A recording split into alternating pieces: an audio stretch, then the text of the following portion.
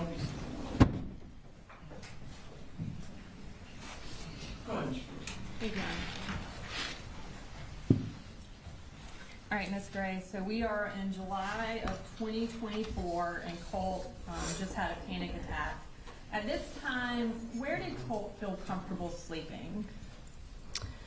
So, at this time, and when I first got there, he preferred to sleep, or he was sleeping on the floor in Jenny's bedroom closet. Okay. Not on any kind of cushion, just on the carpet. And did you provide him something to sleep on in that closet? I did. I took some memory foam that I found in the laundry room and cut it up and lined the closet with the memory foam. And then I also put some in his bedroom. Okay. After this panic attack, did you start Colt on any medication? I did, Zoloft. Okay. And at this time, I am going to publish a text thread between you and the defendant from State's Exhibit 156 from July 24th.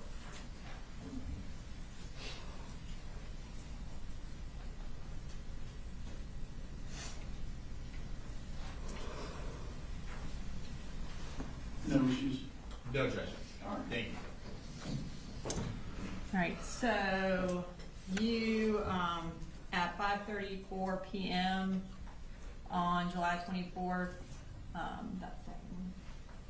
he said, "I started Colt on Zoloft today. Don't say anything about it unless he brings it up." And the defendant's response was K. So does July 24th sound accurate around the time you started him on that? Yes, ma'am. Did he have a prescription for Zoloft? No, ma'am, he didn't. How did that come about?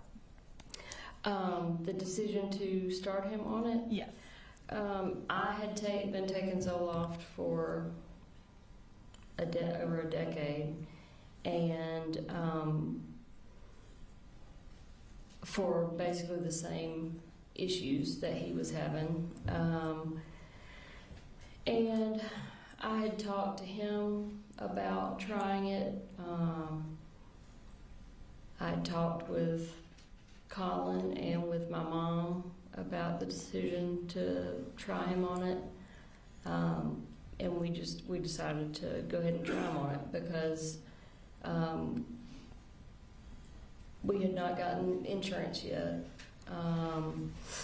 and that was kind of one of the big holdups. So I was on a relatively high dose. And so I knew from just talking with my psychiatrist and just researching it myself what the initial starting dose for, well, really anybody, but specifically a child, would be. And so I just started him on that super low dose. And how would he get it? Would you give it to him, or did he have access to it? While I was there, I would give it to him. And do you know where the Zoloft was kept? While I was there? While you were there, yes. In my purse. So you mentioned during your testimony earlier that it was clear that Colt needed professional help. At this point in the time frame where he's had the panic attack, you're giving him Zoloft, what kind of help did you think he needed? I felt like, especially after the panic attack happened, I felt like he needed some sort of inpatient crisis type help, where he could go in, be observed for a certain amount of time by a team of doctors who could then put together some sort of treatment plan for him. And that's the type of help that I researched, and that's the type of help that I told everyone that I felt like he needed. And Colt, I've talked to him in detail about it many times, and he was excited. He was on board with it. He wanted to go somewhere where he could stay there for a certain amount of time and get help. Was the defendant supportive of getting Colt into therapy or counseling or inpatient treatment? In general, he didn't usually have a whole lot to say about it, but there were multiple occasions where I tried to talk to him about it, and his initial reaction was always, well, what if there's nothing wrong with him? What if he's just messed up? What if he's just a piece of crap person? Then what are we going to do? And I said, well, for one, as his mother, I know that there's something that he's dealing with. He's got issues. He needs help. That's not even a question in my mind. But if we do go somewhere and they say, you know, there's nothing we can do or whatever, then we'll find another doctor until we find him the help he needs. But I was not happy with the reaction that I got most of the time when I was trying to talk to the defendant about getting Colt help. At any point, kind of over the years, had he been supportive of trying to get Colt into therapy? No. And why not?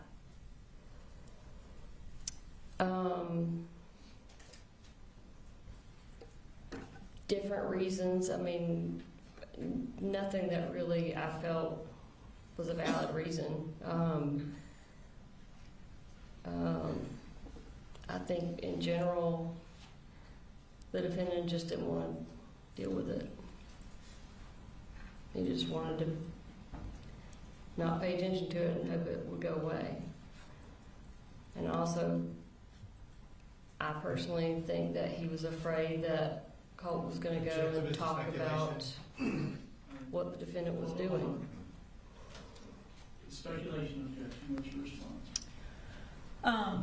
I think if she, based on her interactions with the defendant and her discussions with him and her observations of him, I think she can say why he didn't want to get Colt into therapy.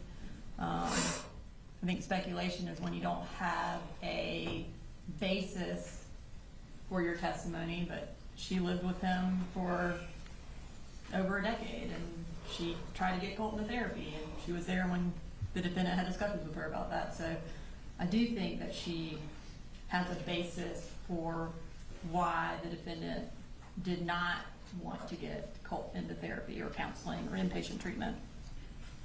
Ma'am, what's your answer to the question? My personal opinion is that he was afraid that Colt would go in and start talking about the emotional, mental abuse that he was suffering at the hands of the defendant.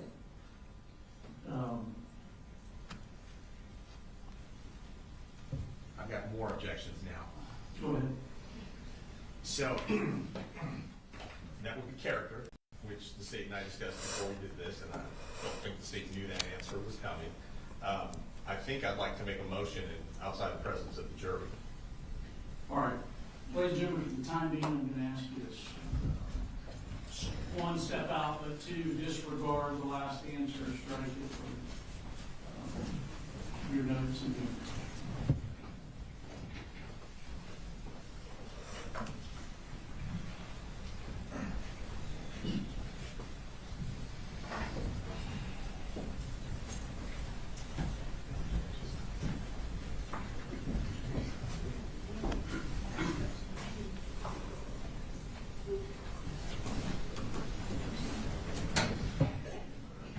Go ahead. Yes, sir. Judge, at this point, we would move for a mistrial. The The witness has put the defendant's character into issue. She stated that he was physically abusive and mentally abusive as part of her speculative answer as to why, in her opinion, that the defendant was against mental health treatment. She said that in the presence of the jury. As the court knows, they're not allowed to introduce character evidence, specifically bad character evidence, unless we open the door to it, which we have not. And under 24404A, evidence of a person's character or a trait of a character shall not be admissible for the purpose of proving action in conformity therewith. So based on all that, Judge, we move for a mistrial. Mr. Brooks? So bad character evidence would be related to something different from what he's charged with. So he is charged with having warning signs related to Colt, which included his deteriorating mental health condition, his violent tendencies, his school shooter obsession. There's going to be testimony that the defendant and Colt were physically aggressive with one another. He says it in his statement that Colt would bull rush him and strike him, and that he would hold him down. And Jenny will testify to physical fights between the two of them, and that is directly related to the charges that he is facing. And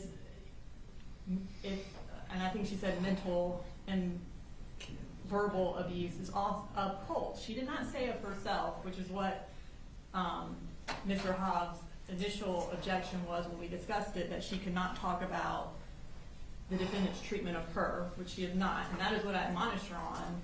You cannot talk about the defendant's treatment of you, and she has not done that. She hasn't violated any sort of admonition from the state.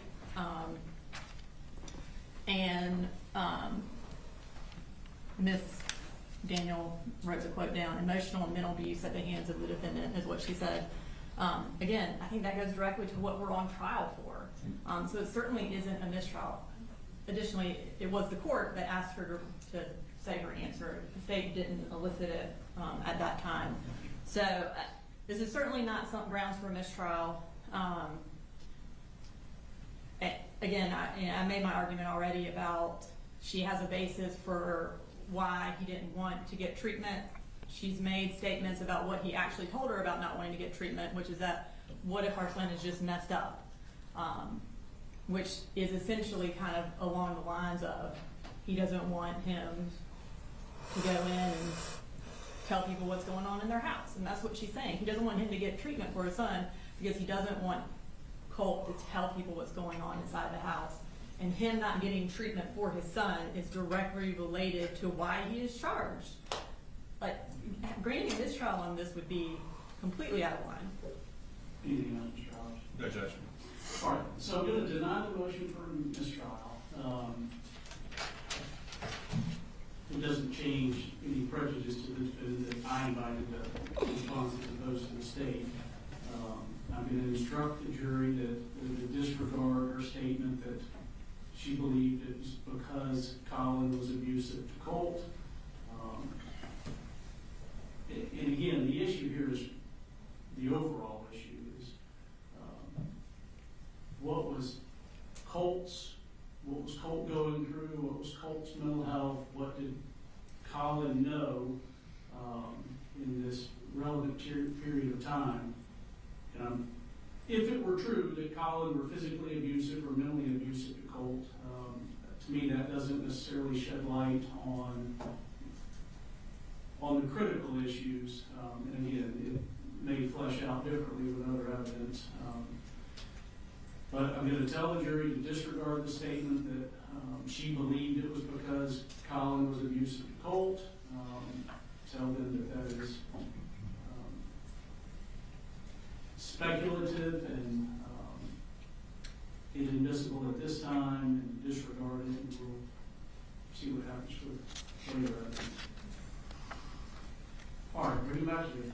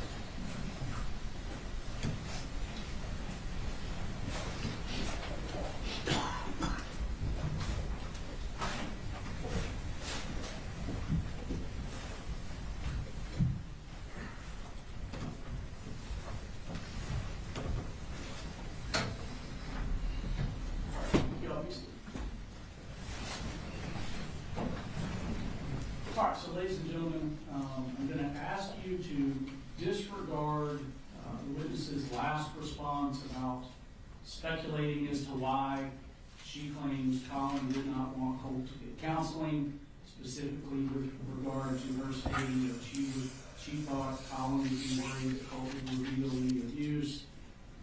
That's inadmissible at this time. I'm going to ask you to disregard that. Do not consider it for any purpose. All right, go ahead, Ms. Brooks. All right, thank you, Your Honor. All right, so you mentioned when you started Colt on Zoloft that one of the kind of big obstacles for getting a prescription for Zoloft was you needed insurance. You testified earlier that insurance, you got it around August 1st. At that point, did the defendant become more supportive of getting him to counseling once y'all had insurance? No. Okay. And then kind of fast forward a little bit.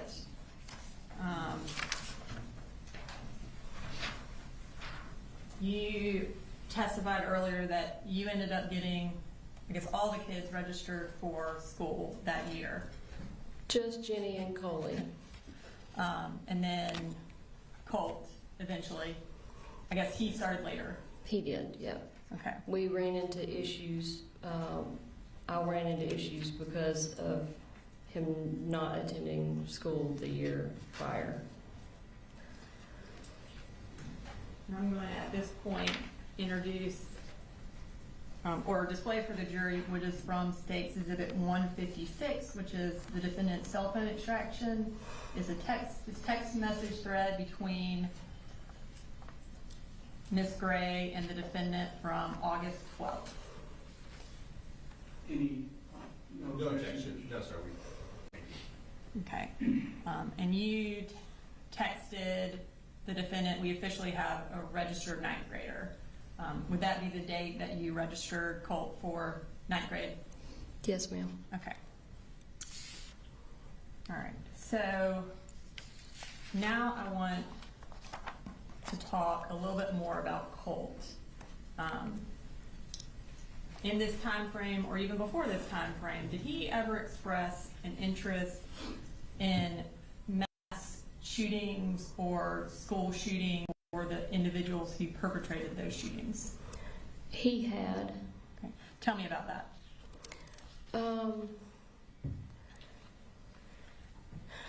He generally, I wouldn't call it an obsession.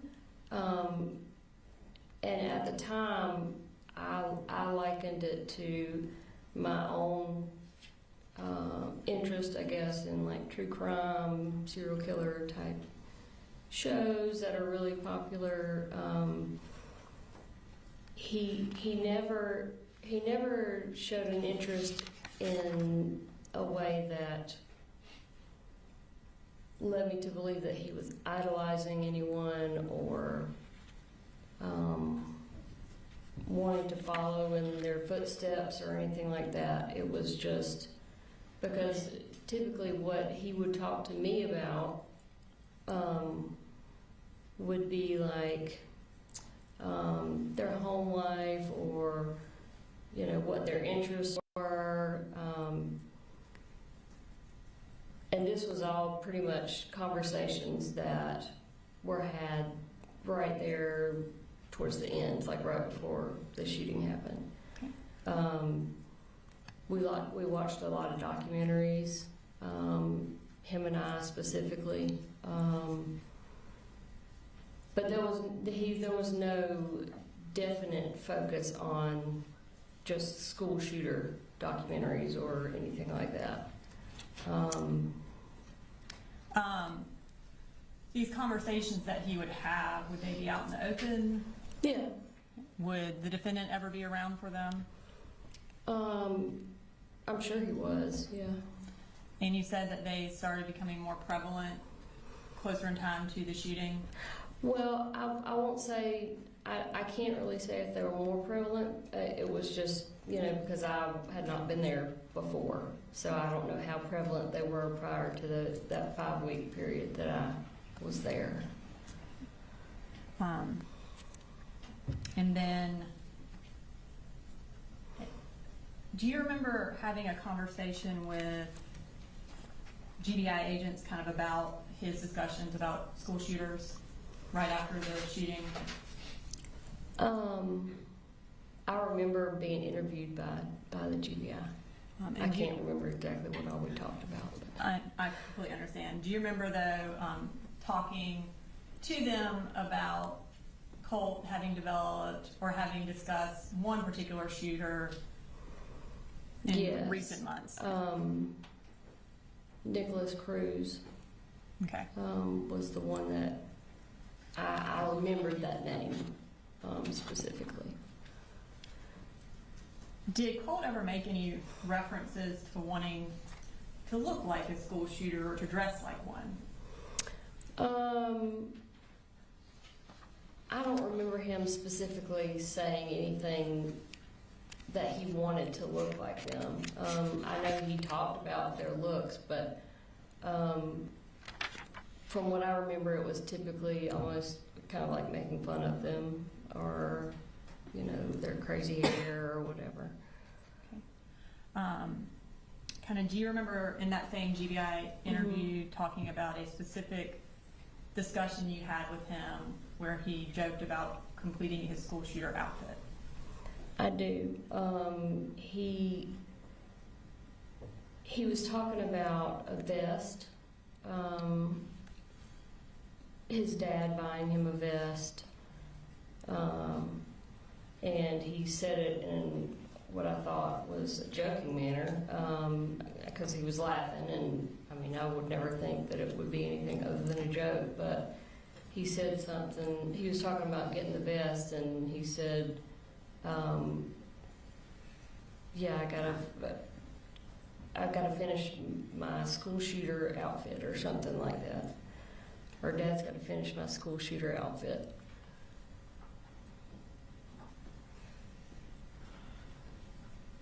And I think I said, like, that's not very funny, and of course he was like, oh, it's fine. I'm just kidding. I'm just messing around.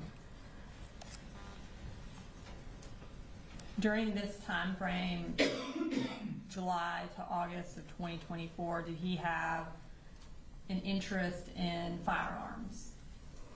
Yes. Tell me about that.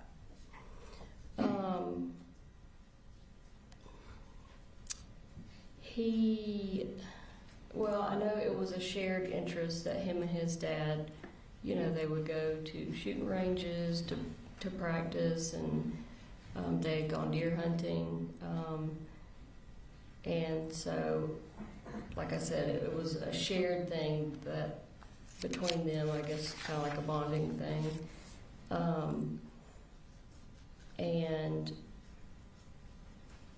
I think that was the start of it, I guess. But then as he got more items, I guess you could call them, he got more interested in it. And yeah, to the point where when I was there for that 5-week period, he was just involved with his gun a lot. Like, he would clean it all the time, and he was always asking his dad to take him to the shooting range and that sort of thing. He definitely had an obvious interest in guns. When you say he was cleaning it all the time, where did he, or I guess did Colt have his own rifle? Yeah, the rifle that his dad bought him for Christmas, that Christmas.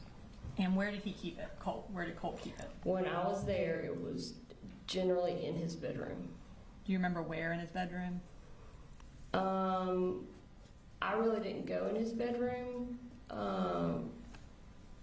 but I mean, he didn't have anywhere really to set it, so I guess it was like leaned up against the wall, or I mean, when he would clean it, he would sit at his desk, because I could walk down the hall and look in and see that he was cleaning it.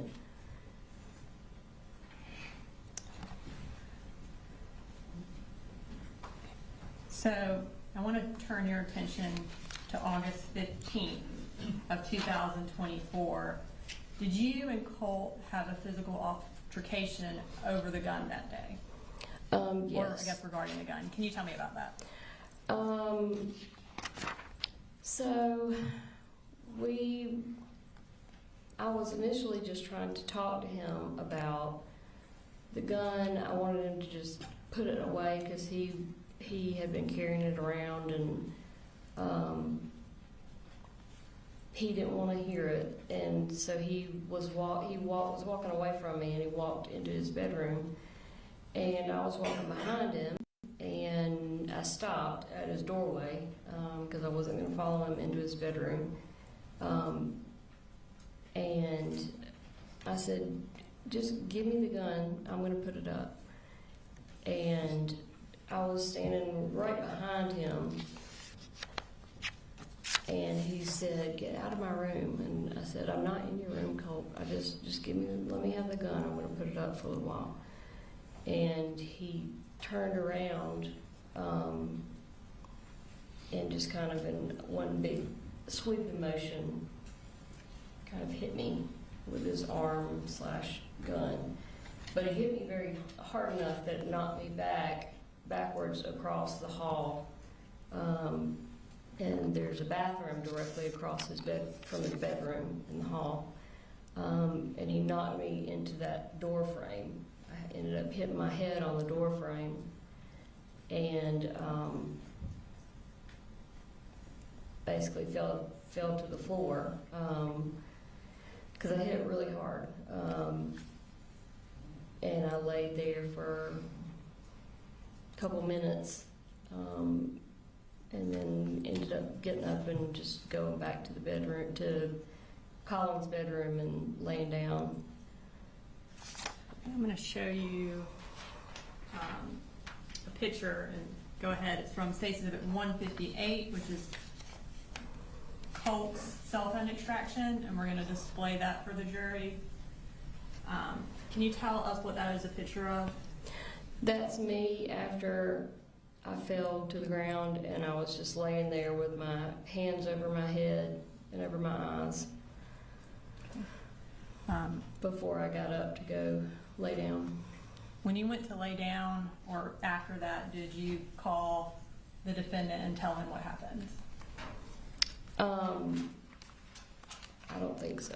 I didn't talk to him about it really at all. Okay. Did you, at some point, did you leave Bexar County kind of close in time to that fight? Yes, I did. Tell us what prompted you leaving. There was a number of reasons. Over the 5 weeks that I was there, my anxiety had started going up, like I knew it would. And that's why I'm not planning on staying there long term. And so it was getting to a point where, I had the kids enrolled in school, insurance was set up, and I really needed to find myself somewhere else to live that was not with Colin. And I felt like I could get it done better and faster if I was not in that house with him. So I called my parents and asked them to come get me, which they did. I just felt like it was to a point where I felt like things were okay, so they were settled, at least I had the kids seeing outside adults at that point. And I had planned on coming back in a relatively short amount of time to make sure Colt went to see someone, and B, just to see my kids again. So, kind of summarize, August 16th, the next day after the fight, you go home. Mm-hmm. before you go home, what do you do with the Zoloft? So before I left, I had taken a certain quantity of my Zoloft, and it required me to break the tablets in half and then in half again for the dose to be small enough.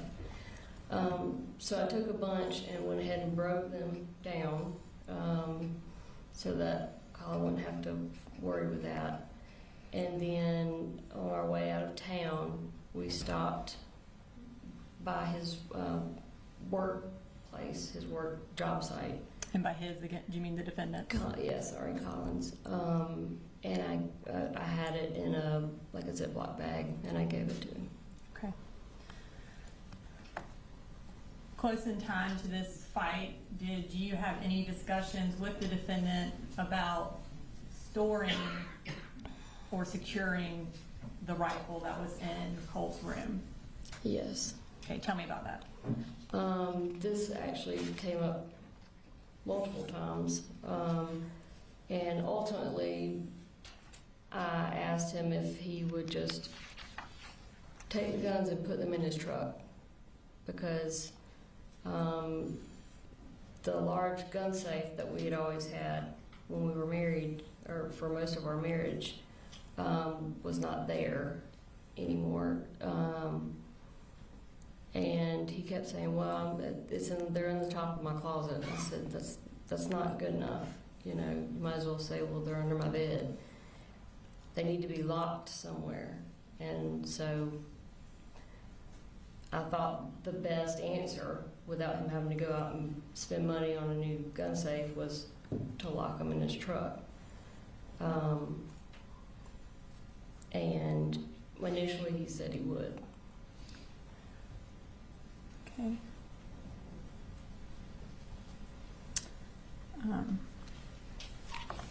And circling back to Colt's anxiety issues, earlier you mentioned that you wanted to get him into an inpatient treatment place.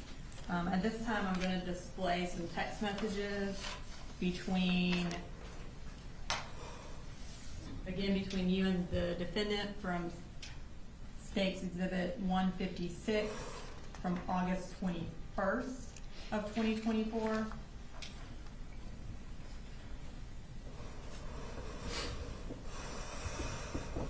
Motion, Mr. Hobbs? No objection, Judge. Right, and we're going to bring up that second text message. Okay, so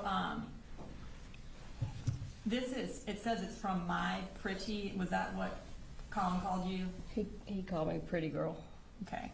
And then on August 21st at 4:38 p.m., you texted him, "This is what Colt needs right now. They take our insurance and we will go there until he is stabilized and they figure out a treatment plan." And then the next message.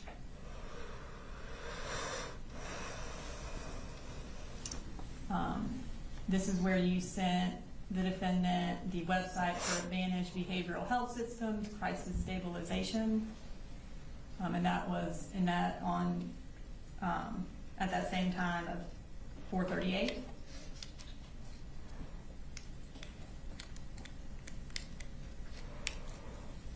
And then you said, "I tried to send it to Colt, but I guess he's blocked my number now."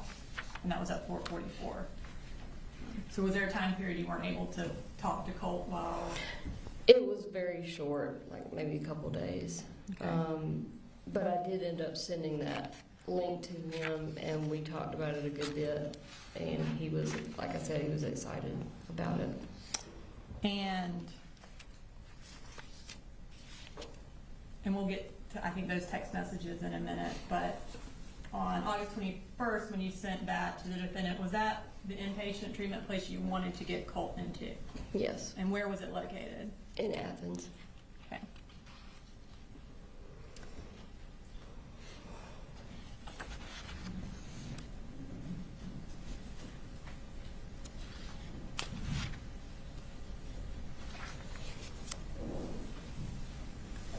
Okay. And when you sent that to the defendant, did he ever respond or follow up with anything related to that? No. Okay. When did you plan on taking Colt to Advantage Behavioral? So initially, we tried to set up several different times, but my mom had gone up and she was going to go with Coley to take Colt, but she ended up breaking her hand and had to come home. So I think that was on like a Wednesday or Thursday. Well, that Saturday, the defendant and I had been planning all week for me to come up to visit the kids, and primarily on that Saturday to take Colt to Advantage Behavioral in Athens. We had been talking about it really ever since I left. We had planned on doing some fun stuff, with the kids. And my mom and I had called Advantage Behavioral, talked to them to find out, as far as intake of patients, what we needed to do, who needed to be there.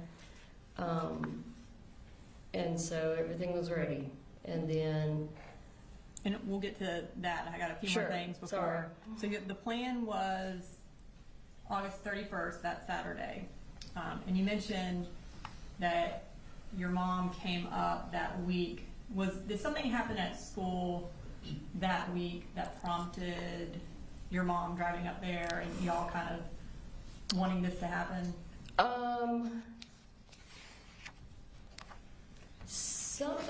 My mom had a conversation with Colt about, I think, having a panic attack at school.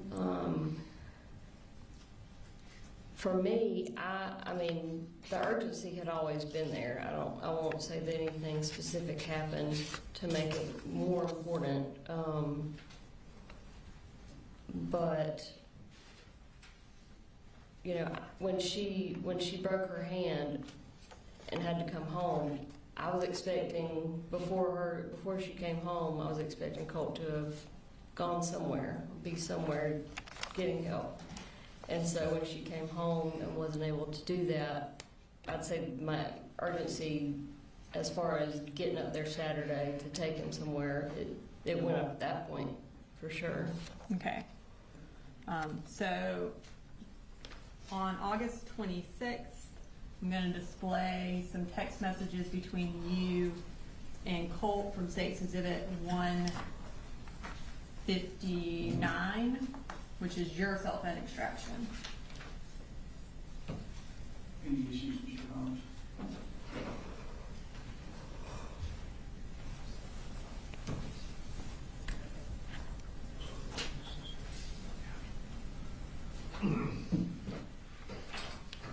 Judge, we would just object to the messages that are from Colt as hearsay.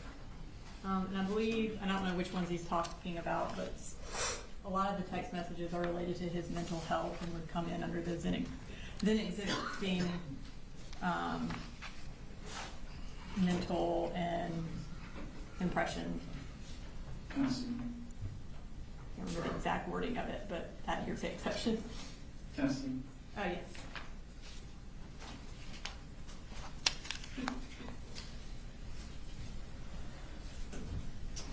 We're not gonna display that one.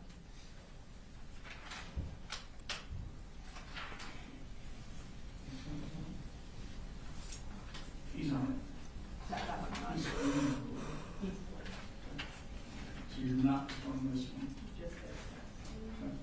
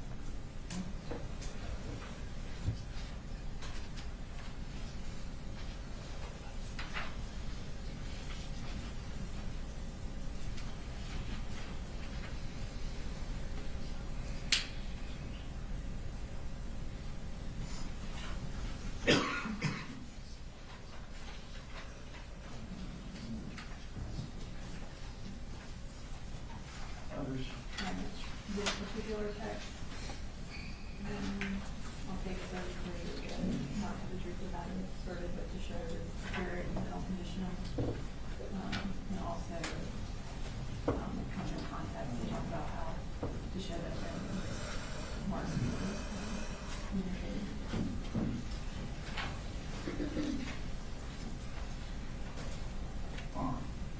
Let me just have y'all step out for a minute.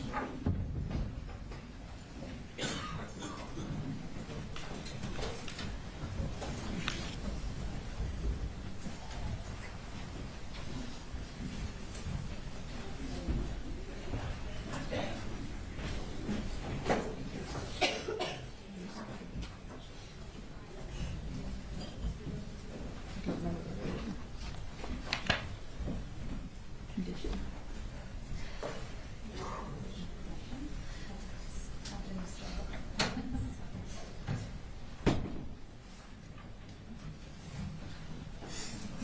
All right, prosecuting intern, being asked. So, various extractions, there's 158, 159 and such. The individual pages that are being displayed, is there a sort of a subset numbering for them or not? No, so in preparing for this trial, we determined it would be very confusing to try to do that. So instead, the notebooks that we've created are organized by time and type of message, and type of information. So State Exhibit 158 has a tab for, say, 828 and has a tab for text messages that we're introducing. So they're all it's very easy to locate them in the notebook, but we just thought it was going to be too confusing to try to actually number them. Yeah, I mean, I understand that just for purposes of the record, so, and I guess my view of it is you've got the phone extraction, you've laid the foundation for the phone extraction. But then individual parts of the extractions may be admissible and other parts may not. Something may be irrelevant or something may call for hearsay. So if we're admitting or excluding, just for the record, how will the appellate court? Well, I think the binders are, like I said, they are notated by date and type of information. So these text messages are under State Exhibit 158 in section August 28th under text messages. So if there is a particular, and I think you can notate it by the page number at the bottom, and also by the time of the text message for the appellate record. Are there, and I noticed, the page numbers. In the notebook, are there are all the page numbers sequential, or for instance, are there 2 number 1s in there at all, or? So within each section, there may be 2 number 1s. But if you want, I have all of the text messages that I've introduced also separated. So if you want to me to make a packet out of these and say for court's record, 1, we can do that, and we can put like a X over what wasn't displayed to the jury if you want to make it. I'm not attempting to create extra work for you. I understand. And we tried to simplify it, like I said, because we didn't want to have 700 exhibits. So we did our best to make it easily accessible and simplified. So for the first group I was handed August 26th, there's 2 pages, just 1 response from Colt. And my understanding is from that one, you're not displaying that. We're not going to display that message. It will be just the ones where she's sending him the messages about advantage behavioral. Okay. And the second subset, or second set, is also August 26th, pages 5 through 9. So Colt's responses, that's really good. good, so proud of you. I don't know that those are. No objection to that certain- particular test. The third one, acute mania sucks.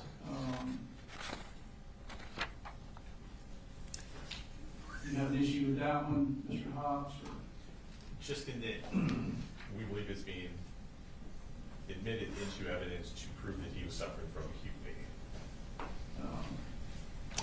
And the purpose of admitting that, one, would be to explain Marcy's text message where she later says that she heard about acute mania from the defendant. So it goes directly to what the defendant knew. So we have to have that message as context for that text message. And again, I do believe, in addition to that, it would be admissible under the hearsay exception for then existing mental condition, because it is showing his existing state of mind, his mental condition, that he believes he has acute mania. We're not introducing to prove he does have acute mania. He wasn't ever evaluated to show whether or not he had that. But his texting of it shows that he definitely has a deteriorating mental state. And then again, it puts in context when Marcy says, hey, your dad told me about it. And the whole defense is that the dad didn't know anything. So I think it would be 100% relevant. All right, you're saying that Mr. Gray told her somewhere in here that She responds to Colt's text, because Colt is like, how do you know about acute mania? And she's like, your dad told me about it. Like, your dad talked to me about it. So it's a prior consistent statement of hers regarding that. It is something that she is discussing at that time. And so we believe that text message puts it in context, and we do believe the other text message would be admissible for that purpose.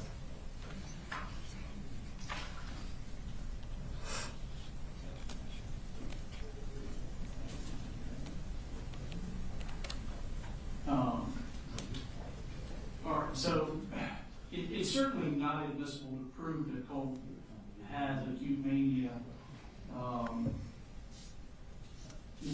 My interpretation of the hearsay exception for then existing mental emotional condition is like a describing of mental pain or physical pain, sort of like what we saw with the original messages from Colt. This one is more just in line of he's just having a regular conversation and discusses it. I'm going to overrule the objection so long as you pause or have me point out to the jury it's not being offered to prove that Yes. it in fact has acute mania.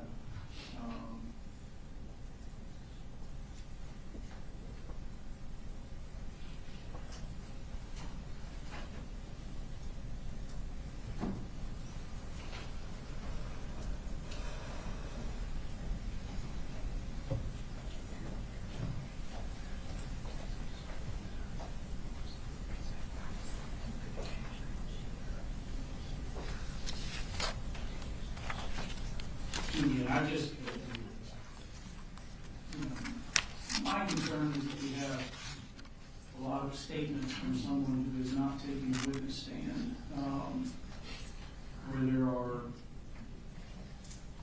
potential dual purposes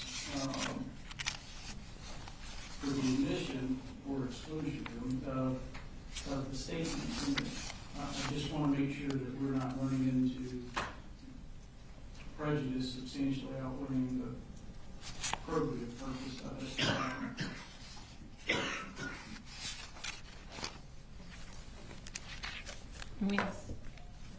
I don't know that, and again, I mean, so we'll be consistent here, but on page 9, I have a concern with Colt's response there. I don't have a copy of that. Do you have my copy? So can you? Yeah, I have a list on my computer of every self-diagnosed disorder I'm likely And on the spectrum to have. yeah, in that list of text messages, I think the only texts I'm going to show are where he says acute mania and where he asks Marcy if she has prior knowledge or if Mamu told her, and her response, which was, I have prior knowledge and your dad told me. Those are the 3 text messages, I believe, from that spread that we were going to show.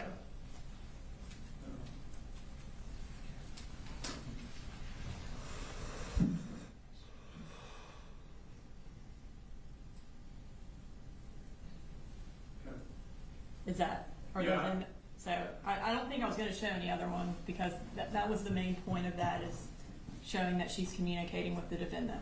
Okay, so the last, there's one that says, but your dad mentioned that you were talking about acute mania last week, so I've been reading more about it. Yes, that one. So I would, the message below that I would exclude, which is the one, I have a list on my computer of Yes. every self-diagnosed disorder.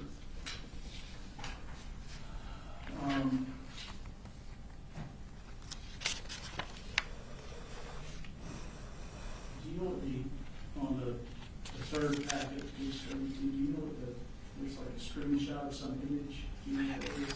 I don't know what that is. I definitely. And in that grouping of text messages, I believe the text message we wanted to get into was where he talks about his teachers. Because we have a text thread with Marcy and the defendant where Marcy tells the defendant, he told me about his teachers. So it shows that they're communicating. So the text, Mr.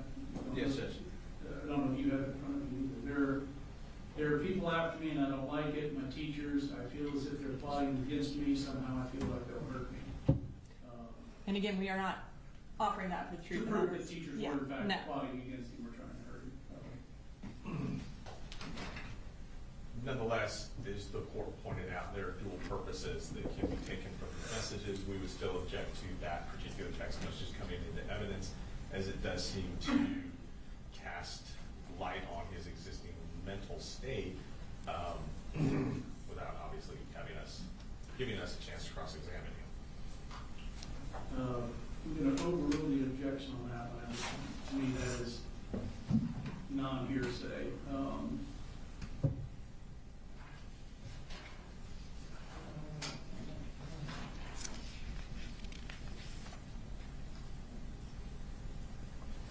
All right, I'm going to return this back to you. And then after we go through these, we probably ought to take orders for you. Okay.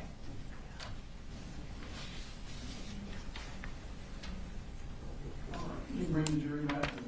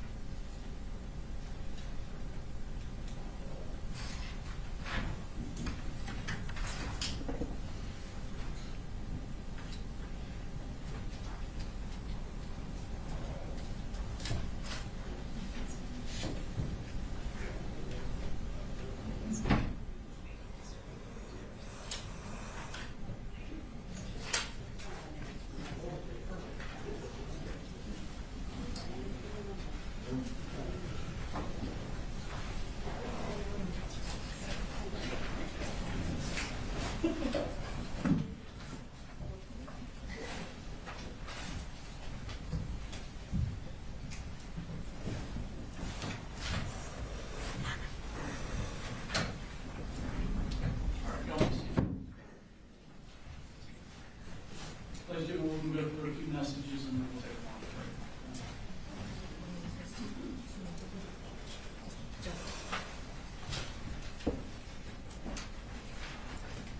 All right, so I believe we were at the point where we're going to display some text messages.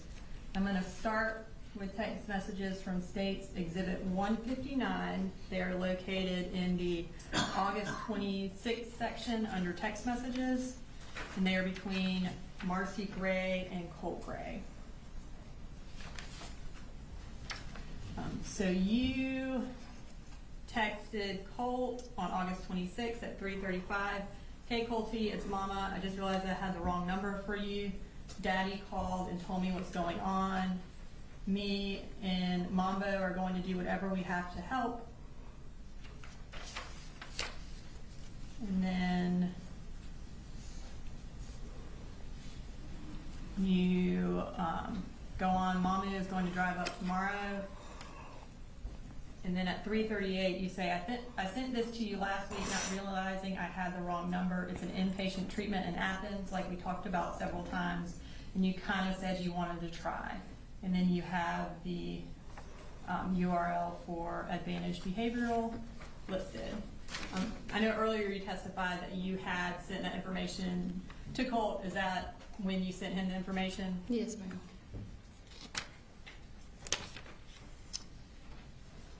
Okay.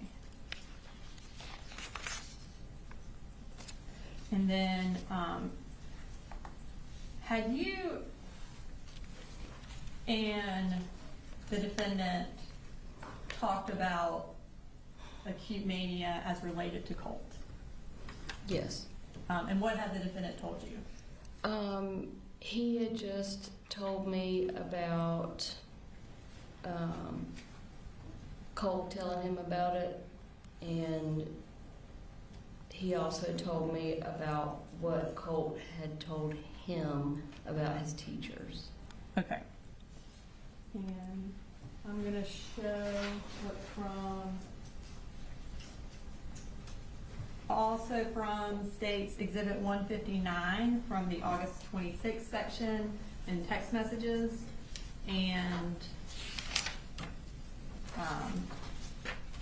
we're going to start with a text message from Colt Gray to you at 3:47 where he says acute mania sucks. And listen to me, just understand that's a message, as I understand it from Colt. It's not being offered to prove that he in fact has acute mania. It's just words he said. Okay. And at 3:47 you respond, acute mania is no joke. And then at 3:48 Colt says, did Mahmood tell you or do you have prior knowledge? And at 3:50 you respond, but your dad mentioned that you were talking about acute mania last week, so I've been reading more about it since then. So it sounds like you and the defendant are talking about Colt's mental condition, is that, or mental health, is that accurate? Yes, definitely. Okay, you mentioned the defendant also taught you about Colt's teachers. Yes, ma'am. I'm going to display some text messages from August 28th, which was also from your cell phone extraction. It says Exhibit 159, and they are in the August 28th section under text messages. And there is a text message from Colt to you at 1:52. Colt says, there are people after me and I don't like it. My teachers, I feel as if they're plotting against me. Somehow I feel like they'll hurt me. Okay. And then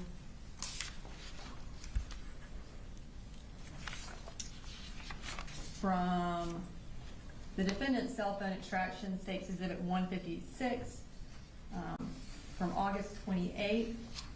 Under the text message section, there's some text messages between you and the defendant. We're going to go ahead and display those. So at 10:16, the defendant texts you, hey, did you make contact with? And you respond, not with my memu, but I'm texting with Colt. He told me about his teachers.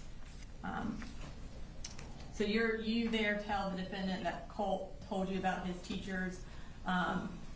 Was what Colt told you consistent with what the defendant had said was going on Yeah. with his teachers. Yeah, it was almost identical. When the defendant told me about it originally, he asked me not to tell Colt that I knew that he had shared it with me because he didn't want him to be upset. Okay. And Your Honor, those were the text messages you wanted me to make it through. Ladies and gentlemen, it's 12 o'clock. Your food's here or closed, so we're going to go ahead and take a lunch break.